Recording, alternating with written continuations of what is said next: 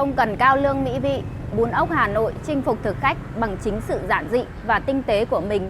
Món ăn được làm từ những nguyên liệu quen thuộc như ốc nhồi hoặc ốc vặn, bún tươi, cà chua chín mọng, rau thơm và các gia vị dân dã. Vậy mà khi kết hợp tất cả lại tạo nên một bát bún đậm đà nóng hổi, khiến ai ăn một lần cũng nhớ mãi. Các bạn hãy cùng mình đi ăn bún ốc Cô Chanh ở số 2, ngõ 16 Huỳnh Thúc Kháng, Hà Nội nha. Bún ốc hương vị Hà Thành, nổi tiếng với hương vị truyền thống, mộc mạc và những nét đặc trưng riêng biệt. Đây là một suất bún ốc đầy đủ các bạn nhé.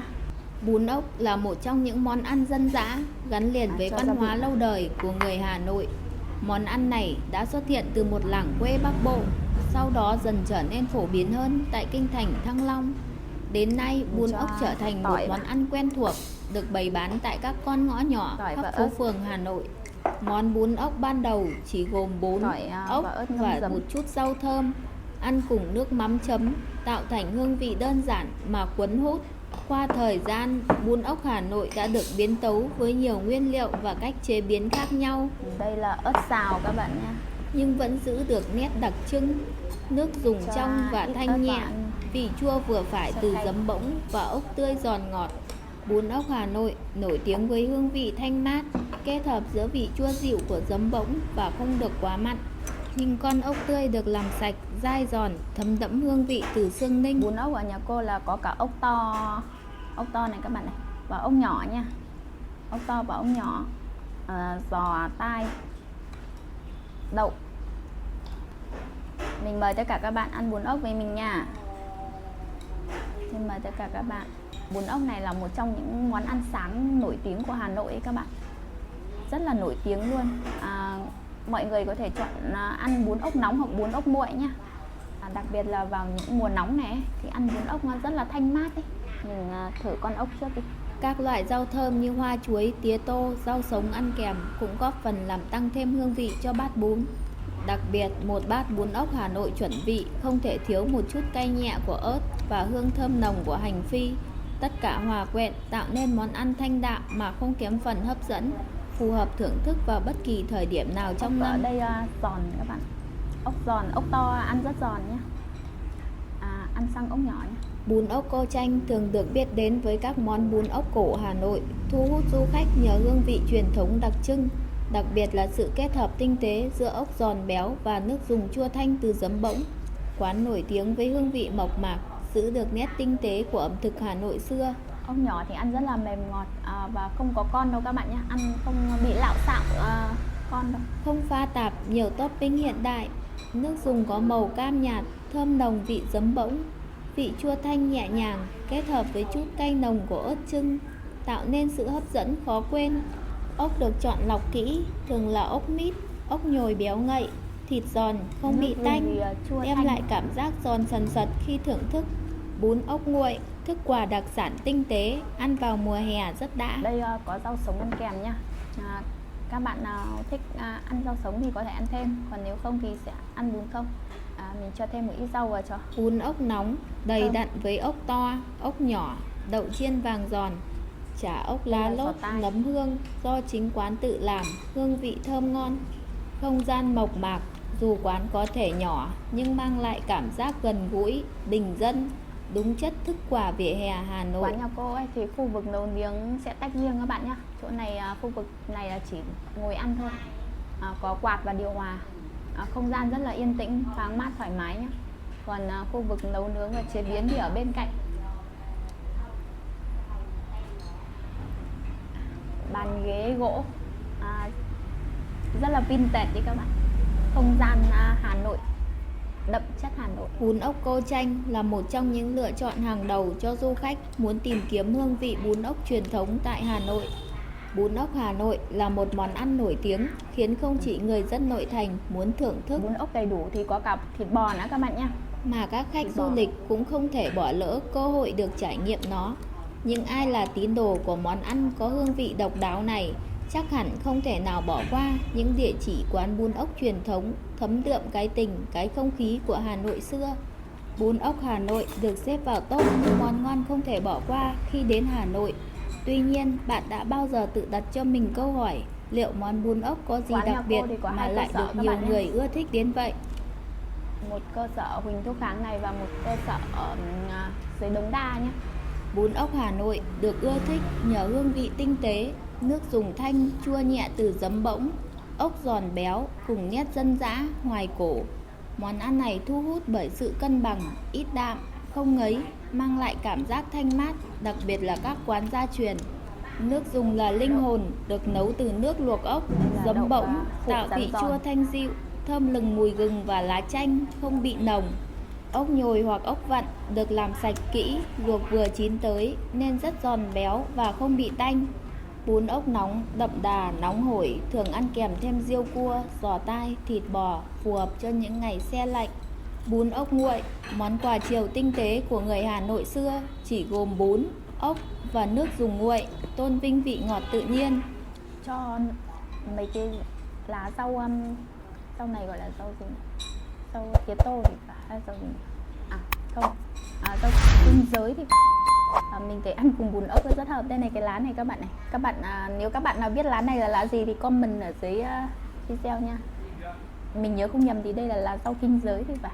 Không chỉ là món ăn, bún ốc còn mang nét văn hóa, được nhiều người tìm ăn để hoài niệm hoặc giải ngấy sau các bữa tiệc nhiều dầu mỡ. Nhiều hàng quán với bí quyết gia truyền hơn 30 năm ở phố cổ, quán vỉa hè vẫn đông đúc. Hương vị đặc trưng và không gian thưởng thức bình dị là điều khiến bún ốc trở thành đặc sản không thể bỏ qua tại Hà Nội.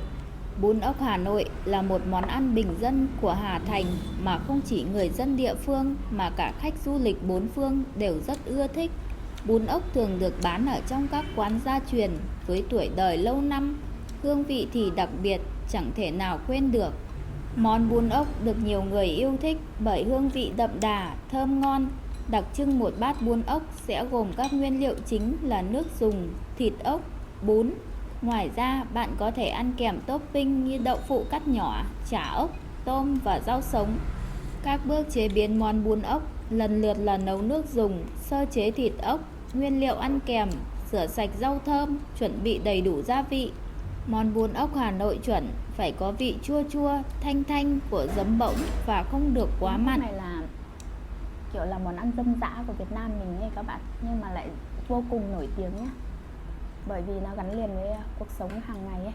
Gần như là hàng ngày mọi người cũng hay ăn ốc nhiều ấy. Nó cũng là một món ăn nổi tiếng này. Từ bún ốc này, chả ốc này, cho đến ốc cá xào, ốc luộc này. Rất nhiều món có thể chế biến được từ ốc. Khi ăn kèm với quẩy, rau sống sẽ tăng thêm vị tươi mát, đem lại trải nghiệm thưởng thức ẩm thực thơm ngon, hấp dẫn cho thực khách. Không ai biết bún ốc có từ bao giờ, nhưng có điều chính xác rằng đó là một món thuần Việt nhất trong các món ăn thuần Việt. Bún ốc xuất xứ từ một vùng quê nào đó, rồi theo bước chân của những người dân tản cư lên kinh thành Thăng Long mà thành đặc sản. Bún riêu cua ấy các bạn. Nước dùng lúc nào cũng chua thanh ấy, nên là về mùa nóng mùa hè này ăn rất là hợp nhé. Đặc biệt là buổi trưa, kiểu ăn nó có mát ấy, ăn cảm giác nó mát, nó giải nhiệt ấy. Bún ốc và bún riêu cua là hai kiểu loại bún mà có nước dùng nó chua thanh nhất ấy. Người Hà Nội thường chọn những con ốc nhỏ hơn và dai hơn so với những loại ốc nước ngọt khác, thường là ốc mít. Để làm một bát bún ngon, không thể thiếu những con ốc béo và tươi, không ngâm trong nước vo gạo quá lâu. Họ chọn loại bún tốt, ngon, có sợi mì mỏng và trong. Bún ốc không chỉ có nước dùng, ốc và đậu phụ là những thành phần cơ bản mà còn gồm nhiều loại rau sống kèm. Hàng rong á, ngồi ăn ở trên phố ấy các bạn, nghe tiếng hàng rau rất là kiểu như là nghe tiếng rất là thân thương quen thuộc ấy các bạn. Tiếng rau của các bà, các chị. Nhưng mà ngày nay để nghe được những tiếng rau đấy thì không còn nhiều như ngày xưa nữa. Ngày xưa thì rất là nhiều những hàng đi bán hàng rong, hàng rau như vậy, nhưng bây giờ giảm đi rất là nhiều rồi vì do đô thị hóa. Mắm tôm và ớt là tùy chọn, mặc dù những người theo chủ nghĩa thuần túy như nhà văn Vũ Bằng vẫn khăng khăng thêm những thứ đó để có hương vị đậm đà hơn. Trong tác phẩm Món ngon Hà Nội, ông có nhận định đó là một thứ quà có thể bảo là đã đạt được tới cái đích nghệ thuật ăn ngon của người Hà Nội. Ta cứ thử ngồi mà nghĩ có thứ quà gì lại lạ lùng đến như thế bao giờ. Chỉ mới trông thấy người đàn bà gánh hàng đi qua trước mắt, ấy thế mà ta đã bắt đầu thèm rồi. Bao nhiêu thoá tuyến đều như muốn làm loạn.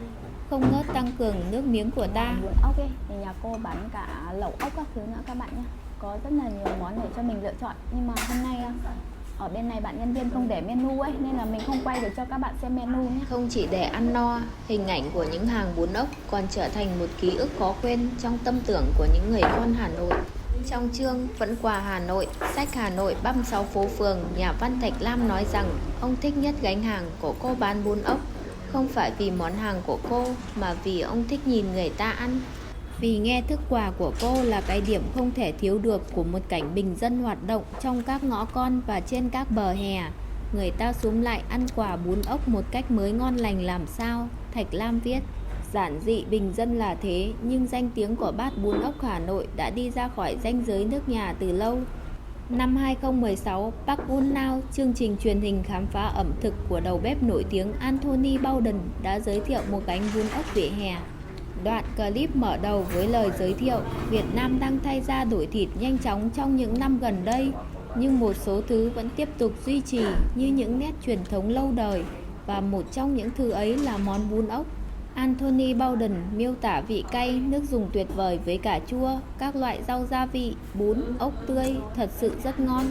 Ông dùng từ thần kỳ để nói về món bún ốc Hà Nội sau khi thưởng thức. Rất thích cái bàn ghế chỗ nhà cô. Bàn ghế gỗ nhỏ xinh xinh mà gam màu nâu ấy các bạn.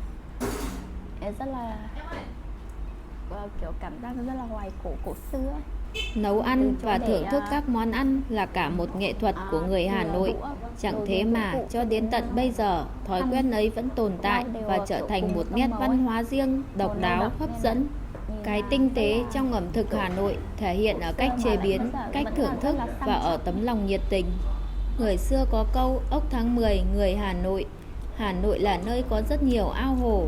Mỗi khi thu về, tiết trời dịu mát, nước ao hồ sạch trong thì cũng là lúc người Hà Nội nghĩ đến và thưởng thức món bún ốc. Vì chỉ có những thời điểm này trong năm là lúc con ốc ngon và sạch nhất.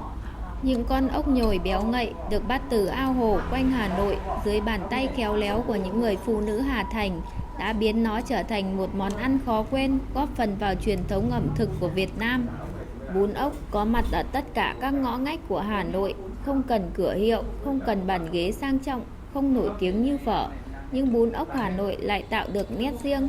Với nhiều thực khách, bún ốc được coi là món đặc biệt nhất và đã đạt đến cái đích ăn ngon của người Hà Nội.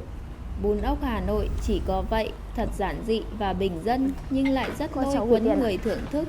Vì đơn giản nhưng không đơn điệu, rất đậm đà và tạo sự ngon miệng đã khiến bún ốc càng trở nên phổ biến.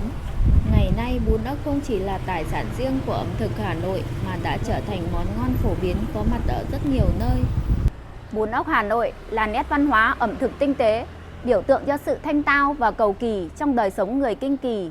Món ăn này không chỉ mang hương vị hài hòa giữa vị chua dịu của giấm bỗng, cay nồng của ớt, mà còn thể hiện sự trân trọng giá trị truyền thống, gắn liền với ký ức phố cổ và nét quyến rũ riêng của ẩm thực thủ đô.